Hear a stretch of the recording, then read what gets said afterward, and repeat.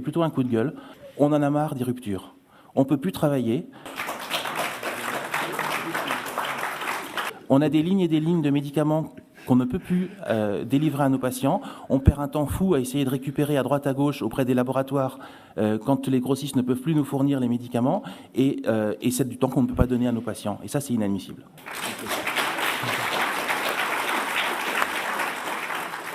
Une exigence, une colère, c'est la rupture de stock de médicaments. Patrick, qu'est-ce que tu as à dire là-dessus ? Que je la partage, parce que c'est un sujet qui, depuis que je suis à la présidence de l'EM, est sur le dessus de ma pile. Il est extraordinairement compliqué à régler, et je veux juste en dire un mot si vous m'autorisez. Parce qu'en réalité, c'est pas la rupture, c'est pas les ruptures, c'est les ruptures qualitativement, elles sont de nature extraordinairement différente. Pour vous donner à peu près un chiffre, si on réduisait les ruptures simplement à des ruptures fabricants liées à des problèmes de qualité sur les lignes de production, vous ne verriez plus que 20% de ce que vous voyez. Tout le reste, c'est comme les accidents, ce sont des ruptures évitables.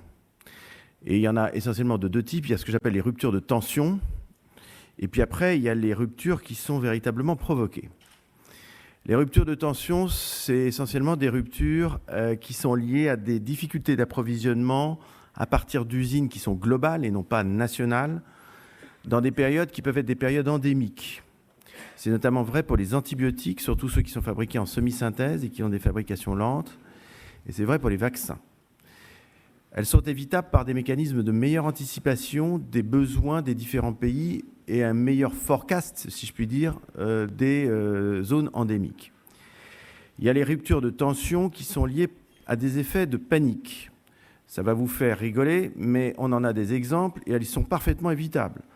Faire le 20h en disant « attention, il ne reste plus beaucoup de lévothyrox », c'est aussi con que de faire le 20h en disant « il ne reste plus beaucoup de sucre ». Ou de Nutella. Voilà, donc ça commence, ça c'est la responsabilité, et j'en ai parlé à Dominique Martin, c'est quand il y a une tension sur une production liée à une demande qui est passagère, la première chose à ne pas faire, c'est d'affoler les gens. Et ensuite, des tensions qui sont liées à des situations qui sont des situations je dirais, de mauvaise répartition, sur lesquelles nous avons un travail à faire, mais qui est lié aussi au fait que nos usines, en France, fichent le camp. Et là encore, si les médicaments descendent en dessous d'un niveau de prix trop bas, les génériqueurs notamment, et ceux qui fabriquent des produits anciens ont tendance à les fabriquer à l'extérieur de la France, ce qui n'arrange pas les situations d'approvisionnement et qui n'arrange pas la relaxe, si je puis dire, des tensions sur les approvisionnements. Donc il faut aussi, pour maintenir un bon niveau d'approvisionnement, que nos usines restent en France et que par conséquent, les marges octroyées, notamment pour les médicaments les moins chers, je pense ici aux génériqueurs, soient suffisantes. Et les dernières, c'est les ruptures provoquées. Je suis désolé de vous le dire. Il va falloir qu'on discute à un moment ou à un autre. À chaque fois qu'on essaye de le faire, il y a une bouffée d'anticorps qui sort, mais il y a même un moment où il va falloir se calmer. Il faut discuter avec les grossistes. Je comprends votre agacement, mais imaginez le nôtre quand on s'est fait piller, il n'y a pas d'autre terme, nos stocks d'un produit et que le 15 du mois, il n'y en a plus un seul, alors qu'on sait parfaitement que le besoin est largement couvert sur le territoire français. Ils ont le droit. C'est la loi européenne, je ne conteste pas ça. Mais entre le droit et faire n'importe quoi, il y a peut-être un juste milieu sur lequel on pourrait s'entendre. Mais si on ne règle pas ça, je suis désolé, vous serez toujours en train de pester et nous aussi. Donc il faut qu'on trouve une place de dialogue, et je compte sur Gilles, je compte sur les autres syndicats, il faut qu'on trouve un espace de dialogue avec les grossistes. J'ai rencontré le CLAPS il n'y a pas très longtemps, les acheteurs qui sont tout à fait conscients de ça. Il y a des pistes de travail, il y a des moyens d'arranger les choses. Et moi, je crois une fois de plus au dialogue pour arranger cela, mais je suis comme vous en colère et je suis solidaire de ce problème, croyez-le bien. Je ne suis ni dans le déni, ni dans la désinvolture par rapport à ça.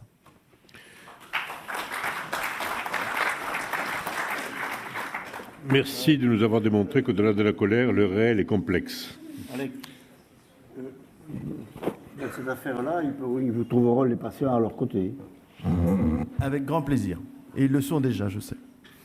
Je voudrais remercier Patrick, parce que tu m'avais dit, moi, tu sais, je ne fais pas la langue de bois, et je t'en remercie. Je t'en remercie parce que tu as posé un certain nombre de problèmes, tu as rebondi sur les ruptures de stock. Oui, il faut qu'on en parle, parce qu'on ne peut pas continuer à laisser se dégrader l'image du médicament, une image de l'industrie, une image du circuit de dispensation avec des patients qui ne comprennent pas comment en France on ne peut pas avoir son médicament que l'on prend tous les mois parce qu'on ne peut pas lui apporter une réponse très concrète. Donc oui, il faut qu'on travaille là-dessus, qu'on finisse le travail qui avait été commencé et lever le dernier obstacle.